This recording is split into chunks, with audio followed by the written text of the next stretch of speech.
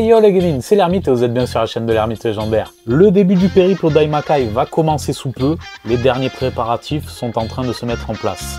Cet épisode 4 s'intitule Daimakai justement, et on en parle davantage après le générique.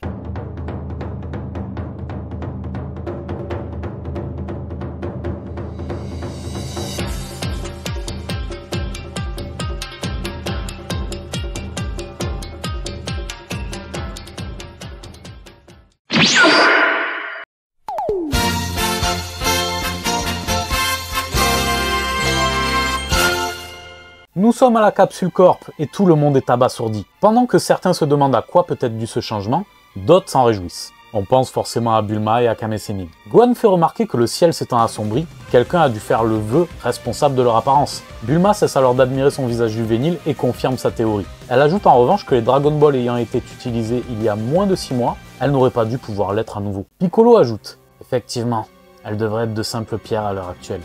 Mais j'ai cru ressentir une énergie... Non. Plutôt une magie familière, même si je ne la connais pas.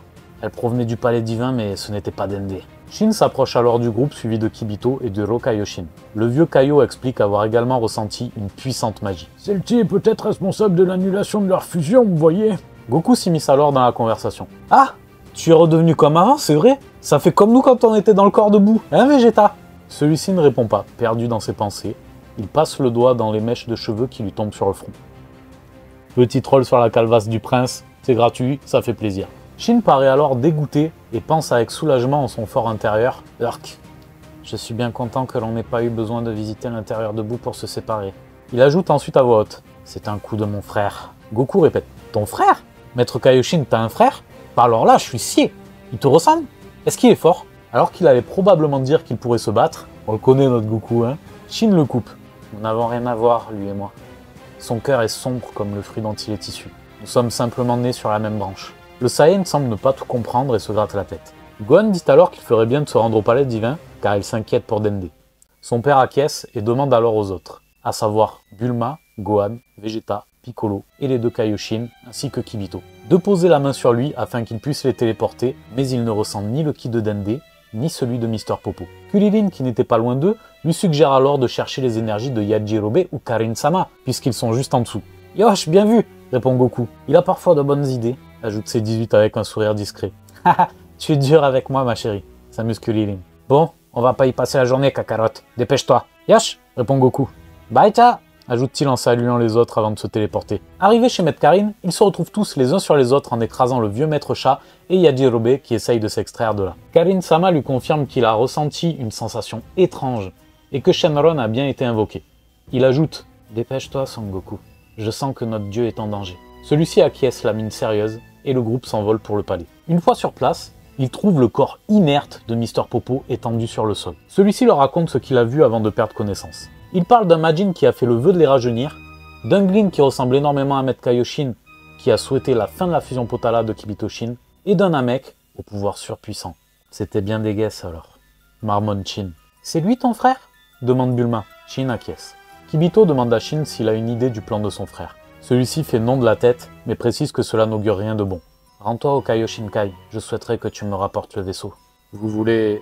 commence Kibito, mais Shin lève la main pour l'interrompre. J'y vais de ce pas. Kai Kai, conclut-il avant de disparaître. Piccolo prend alors la parole. Popo, où est Dende? Pourquoi est-ce que je ne ressens pas son énergie? Le serviteur explique alors horrifié ce qu'il a vu. Dende a été assimilé par le vieux Namek. Ils l'ont appelé Neva, je crois. Neva, tu dis? Ajoute Piccolo. Shin dit alors qu'il en a également entendu parler et que celui-ci est légendaire au royaume des démons. Il est l'un des tout premiers Namek. J'aimerais bien savoir s'il est fort, demande Goku. On s'en fiche de savoir ça, petit son, répond Bulma. Il faut qu'on aille sauver Dende. Elle a raison, papa, ajoute Gohan. De plus, sans lui, on ne pourra pas utiliser les Dragon Ball pour retrouver nos corps d'origine. Ton fils utilise mieux son cerveau que toi, imbécile. Pas besoin de nous préciser qui a dit ça, hein. Ça va, calmez-vous. On va aller récupérer Dende, voilà. Mais c'est où, au fait? Tout le monde se casse la figure. Shin se relève en se frottant le visage. Il explique que les ravisseurs viennent du Daimakai, le royaume des démons, dont il est lui-même originaire, tout comme le Rokaioshin. C'est pourquoi tu as envoyé Kibito chercher le vaisseau, n'est-ce pas? Vous voyez? Dit le vieux Kaio.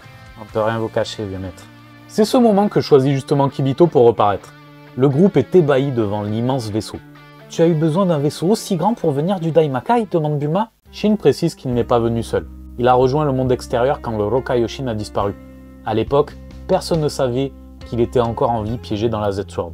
Chaque univers possède un Daikaioshin, accompagné de 4 Kaioshin qui régissent chacun une partie de l'univers. Les générations se succèdent à la mort du dernier d'entre eux. C'est pourquoi, lui vivant, il n'y avait pas eu de successeur aux Kaioshin du Nord, Sud et Ouest, vaincus ou absorbés par Boo. De toute façon, il ne pourrait plus y en avoir, car Boo a dévasté son monde d'origine. Bien, ajoute Goku. On va se rendre 2 spas au Daimakai et récupérer Dende. On en profitera pour botter les fesses de ton frère, retrouver nos corps et restaurer ton monde, dit-il avec un sourire niais. Je n'y avais jamais vraiment pensé, car c'est contre nature, mais Shin croise le regard du Rokaioshin. Pour cette fois, je fermerai les yeux, me voyez? Il en va de la survie de notre peuple après tout, me voyez? Alors tout est dit, en route pour le Daimakai, lâche Gohan. Et voilà, nos héros vont enfin partir pour le royaume des démons. Pouh, c'était long, hein? Quel est le plan de Deguess? Comment sauver Dende qui a été assimilé par Neva? Je suis même pas sûr d'avoir les réponses. Mais dans quoi je me suis lancé, moi? J'espère que vous avez kiffé, l'épisode 5 arrive bientôt. Voilà, c'est tout les Genin. Je vous dis à très bientôt. Les petits pouces en l'air, abonnez-vous, likez, partagez, je compte sur vous. Soyez curieux, construisons notre légende, je vous dis à la prochaine. Ciao.